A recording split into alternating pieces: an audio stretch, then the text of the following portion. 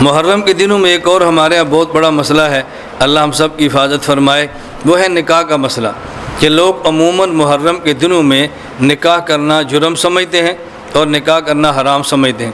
نکاح کے بارے میں بنیاد سمجھ لیں تو پھر ساری باتیں آسان ہیں۔ حضور اکرم صلی اللہ علیہ وسلم نے فرمایا النکاح من سنتی، کہ نکاح میری سنت ہے۔ یہ روایت صحیح مسلم کے اندر موجود ہے۔ اللہ کے نبی کا ارشاد ہے کہ نکاح میری سنت ہے۔ اللہ کے نبی کی سنت عبادت ہوتی ہے، اور عبادت تو ہر مہینے میں ہو سکتی ہے، رمضان میں بھی ہے، محرم میں بھی ہے۔ عبادات کے جو شریعت نے اوقات رکھے ہیں ان اوقات میں عبادت کرنی چاہیے۔ نکاح ایک ایسی عبادت ہے کہ جس کے لیے کوئی مہینہ مقرر نہیں ہے، کوئی دن مقرر نہیں ہے، اور کوئی وقت مقرر نہیں ہے، جب چاہے نکاح کرے، اس کی شریعت سے کوئی پابندی نہیں ہے۔ تو نکاح اللہ کے پیغمبر کی سنت ہے، لہٰذا نکاح کے معاملے میں یہ الجھن اپنے دماغ سے جھٹک دیں کہ محرم میں نکاح کرنا جرم ہے۔ اور عجیب بات یہ ہے کہ خود نبی کریم صلی اللہ علیہ وسلم کی 11 ازواج مطہرات ہیں، 11 ہماری امہات المومنین ہیں، 9 بیویاں بیک وقت آپ کے نکاح میں تھیں، ویسے آپ کے ازواج مطہرات کی تعداد یہ 11 ہیں۔ حضرت زینب، حضرت خدیجہ رضی اللہ تعالیٰ عنہما یہ رسول صلی اللہ علیہ وسلم کی زندگی میں دنیا سے چلی گئیں، اور اس کے بعد 9 بیوی آپ کے نکاح میں رہی ہیں۔ اور زینب نام کی حضور پاک کی 2 بیویاں ہیں، یہ بھی ذہن میں رکھیں، 2 بیویاں ہیں زینب نام کی۔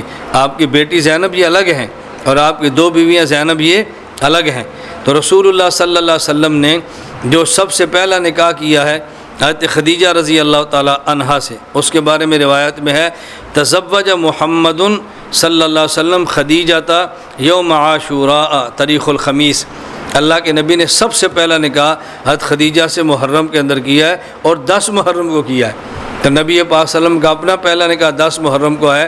جب ہمارا یہ عقیدہ ہے کہ نبی معصوم ہے، نبی معصوم ہے، پیغمبر اعلان نبوت سے پہلے، اعلان نبوت کے بعد کبھی بھی گناہ نہیں کرتا، تو اگر محرم بطور خاص 10 محرم کو نکاح کرنا گناہ ہوتا تو اللہ کے نبی کیسے فرماتے، کیسے ممکن تھا؟ اس لیے 10 محرم کو جب حضور نے نکاح فرمایا ہے، اس بات کی علامت ہے کہ یہ گناہ نہیں ہے۔ یہ میں نے بات اس لیے کی ہے کہ کوئی بندہ آپ کو دھوکہ نہ دے کہ جی اللہ کے نبی صلی اللہ علیہ وسلم نے 10 محرم کو نکاح کیا ہے، تو اس وقت تو ابھی آپ نے نبوت کا اعلان نہیں کیا تھا، ابھی شریعت آئی نہیں تھی، یہ شریعت کے نزول کے پہلے کی باتیں ہیں۔ تو ہم کہتے ہیں 2 باتیں سمجھ لیں، اگر یہ شریعت کے نازل ہونے سے پہلے کی بات ہے تو کیا شریعت نے 10 محرم کا نکاح حرام کیا ہے؟ ہمیں شریعت میں کوئی آپ آیت دکھا دیں، کوئی حدیث دکھا دیں کہ 10 محرم یا محرم کو نکاح شریعت نے حرام کیا ہو۔ شریعت میں حرام ہے نہیں، اور نبی پاک صلی اللہ علیہ وسلم نے نزول قرآن سے پہلے اگر کیا تو حضور تو اس وقت بھی معصوم تھے، اعلان نبوت سے قبل بھی نبی معصوم ہوتا ہے، پیغمبر تو گناہ اور جرم کا ارتکاب ہرگز نہیں کرتا۔ اور دوسری بات، حضور اکرم صلی اللہ علیہ وسلم کی 4 بیٹیاں ہیں، نمبر 1 زینب، نمبر 2 رقیہ، نمبر 3 ام کلثوم، اور نمبر 4 فاطمہ الزہرا رضی اللہ تعالیٰ عنہ۔ آپ کی 4 رضی اللہ تعالیٰ عنہن یہ 4 بیٹی ہیں۔ ان میں زینب کا نکاح حضرت ابو العاص رضی اللہ تعالیٰ عنہ سے ہوا ہے، اور رقیہ ام کلثوم کا نکاح یک کے بعد دیگرے حضرت عثمان غنی رضی اللہ تعالیٰ عنہ سے پہلے حضرت رقیہ سے ہوا، ان کی وفات کے بعد حضرت عثمان غنی کے ساتھ آپ کی دوسری صاحبزادی حضرت ام کلثوم رضی اللہ تعالیٰ عنہ کا نکاح ہوا ہے۔ اور ام کلثوم رضی اللہ تعالیٰ عنہ کا نکاح کب ہوا؟ اس میں 3 روایات ہیں۔ ایک روایت یہ ہے کہ آپ کا نکاح رجب سن 3 ہجری کو ہوا، اور ایک یہ کہ ربیع الاول سن 3 ہجری کو ہوا، اور ایک روایت ہے کہ محرم سن 3 ہجری کو ہوا۔ خود اللہ کے نبی کی ایک بیٹی کا نکاح، اس پر ایک روایت یہ ہے کہ محرم الحرام کے اندر ہوا ہے۔ حضور اکرم صلی اللہ علیہ وسلم کی 4تھی بیٹی فاطمہ الزہرا رضی اللہ تعالیٰ عنہ، ان کا نکاح کب ہوا؟ ان کے بارے میں 2 روایتیں ہیں۔ ایک روایت یہ ہے کہ ان کا نکاح رجب سن 2 ہجری میں ہے، اور ایک یہ کہ محرم سن 2 ہجری میں ہے۔ تو خود حضرت زہرا رضی اللہ عنہ کے نکاح کی ایک روایت موجود ہے کہ محرم کے اندر ہے۔ حضرت علی المرتضیٰ رضی اللہ عنہ کا نکاح ایک روایت کے مطابق محرم میں ہے۔ تو محرم میں نکاح اگر جرم ہوتا تو یہ نکاح کیوں ہوتے؟ پھر حضرت حسین رضی اللہ عنہ کے بھتیجے حضرت قاسم کا نکاح یہ بھی محرم کے اندر ہوا ہے۔ خود نبوت کا نکاح، ایک روایت کے مطابق آپ کی بیٹی کا نکاح، اور حضرت حسین کے بھتیجے قاسم کا نکاح یہ محرم کے اندر ہے۔ اگر یہ محرم میں نکاح حرام ہوتا تو کم از کم یہ لوگ ان دنوں میں نکاح نہ کرتے۔